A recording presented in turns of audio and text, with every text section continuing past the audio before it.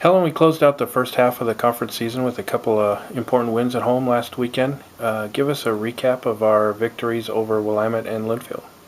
Yeah, I mean, I think it was kind of that grind out weekend where you're coming off of a bunch of road games and you're excited to be at home, but you're also it's this fatigue and with Jan term and just studies and all those things coming back. It was just you got to show up and you got to go hard, and every team wants to still going to compete hard, and we've got injuries and people with colds, and 13 out of my 18 players show up on our in the training room list, so it's just kind of that, hey, trying to keep them focused and trying to just have people step up. And I thought we performed well, but we didn't perform at our best. But I think that was just trying to get people having to play some different positions and just but I thought they came in and stepped up and did a great job for people that were out or just maybe limited on minutes.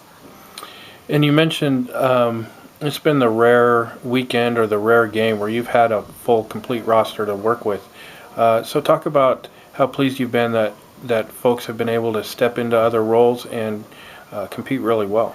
Yeah, I mean, I think that's one of the strengths of our team is that we do have depth, and I'm still not even using necessarily all of our depth as well as I can. And so I just, like Casey McConnell stepping up and playing more minutes and just really getting it done. And I thought Kayla Johnson, stepped up this weekend too, even though she has been a starter, just, having split some time, having some more minutes, but having to play out of position both those two a little bit this weekend too. I thought they just did a great job, and our senior leadership with the two Emilys and Lauren, I think, have helped that, and they just, they find ways to help us get it done. So now we begin the second half of Northwest Conference play. We're going on the road to Puget Sound and Pacific Lutheran. Give us a quick scout of what we can expect to face over there. I'd say that UPS is a more balanced team with scoring inside and outside. I mean, they're kind of similar to us where they have a lot of players scoring in that 6 to 10, 11 point range.